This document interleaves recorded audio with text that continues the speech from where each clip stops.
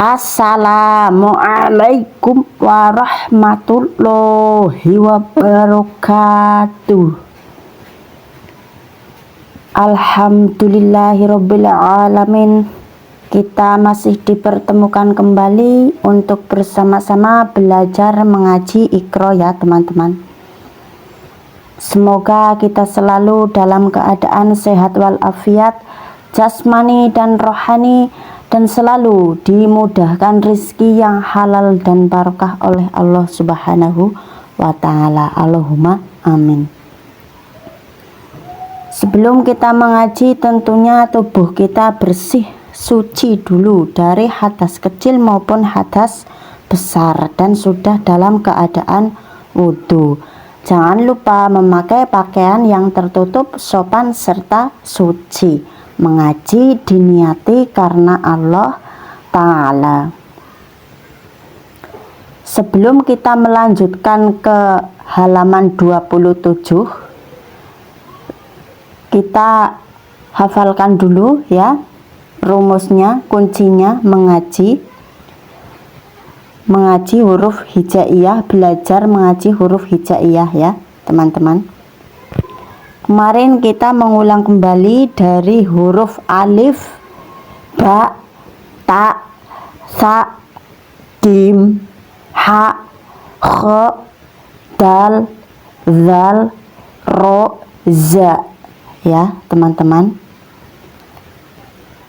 Untuk hari ini kita meneruskan terusannya, yaitu huruf sin, huruf shin, huruf shod, huruf dod, huruf to, kemudian zo, kemudian ain, kemudian win. Begitu ya teman-teman. Sebelum kita melanjutkan Iqra jilid 1 ke halaman 27, kita menyelesaikan dulu huruf-huruf hijaiyah satu persatu ya teman-teman, supaya kita kedepannya bisa lebih paham dan fasih dalam melafalkan lafal Al-Quran. Allahumma amin. Langsung saja dimulai bersama-sama ta'awud. A'udzu billahi minasyaitonir rajim. Bismillahirrahmanirrahim. Diperhatikan ya teman-teman, ini namanya huruf sin. Meringis ya cara melafalkannya. Sin itu ketika belum diharokati. Tetapi kalau sudah diharokati, seumpamanya ini harokat fathah ya, ini harokat fathah, berarti cara bacanya sa ya. Ini huruf sin, kalau belum ada harokatnya dinamakan huruf sin, tipis ya, sin. Kemudian ini berharokat fathah, maka dibaca sa. Huruf sin ini yaitu tempat keluarnya dari ujung lidah yang menempel pada dinding bagian dalam dua gigi seri bawah ya. Bagaimana? Huruf sin ini keluar dari ujung lidah yang menempel pada dinding bagian dalam dua gigi seri bawah. Sin, sin ya, ada harokat fathahnya, maka dibaca sa ya. Kemudian ini huruf shin ya, shin besar karena di sini ada titik tiganya. Ini namanya shin besar. Cara melafalkannya seperti mengusir ayam ya, begitu, shin. Ini yang sin kecil atau tipis, kemudian ini shin besar atau tebal ya teman-teman. Huruf shin ini keluar dari tengah lidah ya teman-teman. Huruf shin ini keluar dari tengah lidah, tepatnya dari tengah-tengah lidah dan menempel dengan langit-langit mulut di atasnya. Shin, shin, ya teman-teman. Cara melafalkannya seperti mengusir ayam. Shin, shin, ya. Kemudian ini berharokat fathah, maka dibaca sha, sha. Ini tipis, sa, sa. Kemudian ini sha, sha. Begitu ya teman-teman. Selanjutnya huruf shod. Huruf shod. Cara melafalkannya seperti bersiul. Shod, shod, ya. Shod, shod. Huruf shod ini keluar dari ujung lidah yang menempel pada dinding bagian dalam dua gigi seri bawah. Shod, cara melafalkannya shod, seperti bersiul ya teman-teman. Shod, shod, ya. Ada suara desisnya. Shod, shod, begitu ya. Karena keluar dari ujung lidah yang menempel pada dinding bagian dalam dua gigi seri bawah. Nah, ini diharokati fathah maka dibaca sho, ya. Kalau belum diharokati shod, namanya shod, ada huruf D-nya di belakang. Namun kalau sudah diharokati, contoh seperti ini, harokat fathah, D-nya dihilangkan huruf D-nya. Maka cara bacanya sho, sho, sho, begitu ya teman-teman. Kemudian huruf selanjutnya huruf dod. Huruf dod ini seperti huruf sho, cuman bedanya ini ada titiknya. Cara melafalkannya pun lebih sulit ya. Dod, begitu ya. Dod. Dod itu kalau belum ada harokatnya. Kalau sudah diharokati seperti ini maka do. Cara bacanya do, ya. Huruf dod ini keluar dari tepi lidah baik sebelah kanan maupun kiri ya teman-teman. Huruf dod ini ya keluarnya dari tepi lidah baik sebelah kanan maupun kiri. Coba melafalkannya. Dod, dod, begitu ya teman-teman. Dod, dod. Keluarnya dari tepi lidah baik sebelah kanan maupun kiri ya. Lebih gampangnya teman-teman dari sebelah kanan atau kiri itu terserah, yang penting cara membacanya benar. Dod, begitu ya teman-teman. Memang huruf dod ini termasuk huruf hijaiyah yang sangat sulit untuk dipelajari cara melafalkannya ya, susah sekali untuk diucapkan ya kalau pertama-tama. Namun kalau sudah terbiasa ya bisa hafal, bisa gampang dan fasih ya teman-teman. Ini huruf shod, kemudian ini huruf dod. Cara bacanya ini sho, kemudian ini do, begitu ya teman-teman. Selanjutnya huruf do. Huruf do. Huruf do ini keluar dari ujung lidah yang menempel di pangkal gigi seri atas.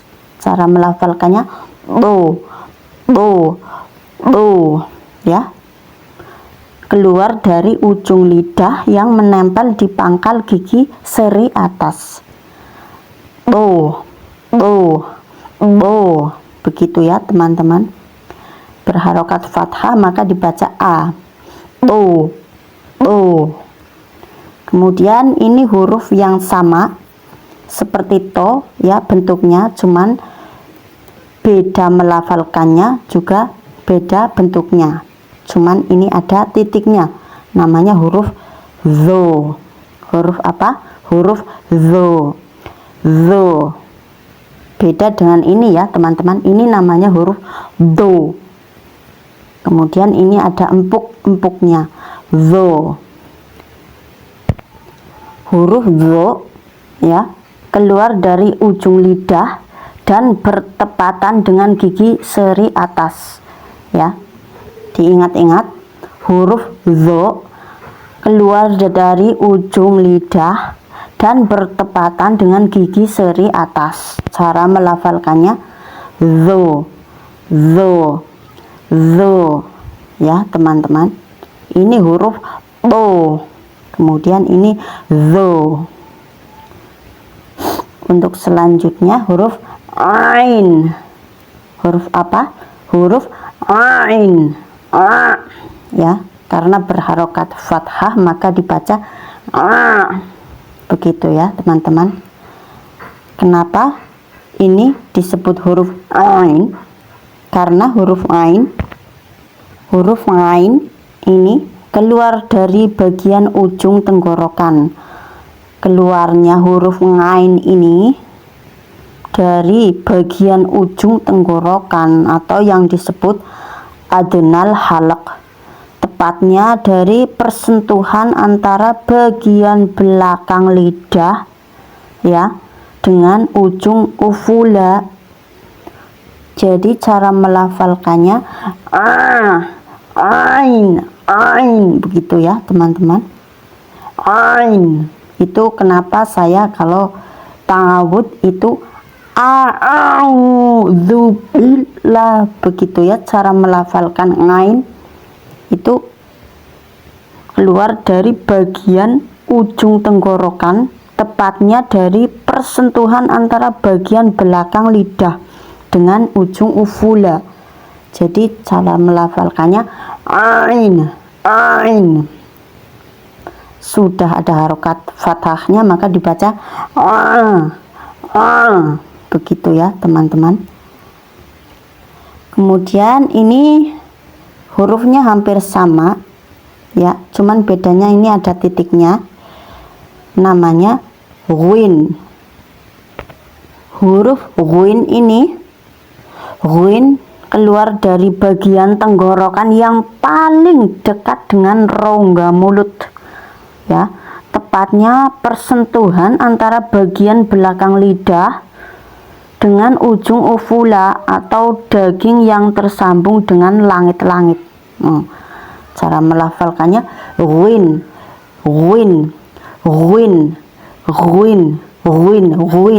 begitu ya. Ghin ada harokat fathahnya maka dibaca gho, begitu ya teman-teman. Ghin. Ini huruf ain, ini huruf ghin ya teman-teman. Diingat kembali ya teman-teman. Ini huruf sin, bacanya sa karena berharokat fathah. Ini huruf shin besar ya, ada titik tiganya, harokat fathah maka dibaca sha. Shin, sin kecil, shin besar. Ini shod. Cara melafalkannya seperti bersiul, shod. Kemudian ini dod. Kemudian ini huruf bo. Kemudian ini huruf zo. Kemudian ini huruf ain. Kemudian ini huruf ghin. Begitu ya teman-teman. Alhamdulillah sudah selesai mempelajari huruf dari huruf sin sampai huruf ghin, sudah selesai ya. Selanjutnya besok kita melanjut ke huruf fa hingga ke huruf nun ya teman-teman, insya Allah ya teman-teman. Sebelum ke halaman 27 ya, Iqra jilid 1, selesaikan dulu ini huruf hijaiyah, cara melafalkannya, cara pengucapannya, dan keluarnya dari mana. Itu dijelaskan semuanya nanti insya Allah ya teman-teman. Supaya apa gunanya? Untuk kita kedepannya bisa membaca Al-Quran dengan baik dan benar juga fasih ya teman-teman. Jangan lupa apabila ingin tetap sehat ya, terutama itu bagian mulut kita harus bersih menyeluruh ya. Yang pertama, dengan bersihnya mulut kita menjadi sehat, badan menjadi sehat. Dan melafalkan huruf hijaiyah atau melantunkan ayat suci Al-Quran, kalau kita rutin menggosok gigi dengan benar, dengan baik ya, langit-langit lidah dan menyeluruh bagian mulut, itu akan menjadikan kita melafalkan ayat-ayat atau huruf hijaiyah dengan fasih ya. Kalau mulut kita bersih, itu bisa yang pertama sehat, yang kedua tentunya kita melafalkan huruf hijaiyah atau membaca Al-Quran terasa bersih ya, bersih dan fasih. Insya Allah dicoba saja ya teman-teman, karena saya sendiri sudah merasakannya ya.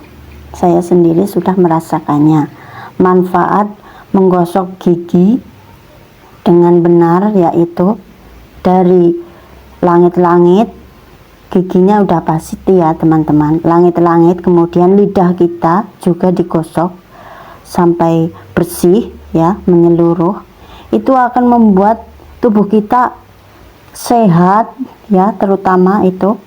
Kemudian kita melantunkan ayat suci Al-Quran, huruf apapun itu, huruf hijaiyah, bisa menjadi fasih. Alhamdulillah ya teman-teman.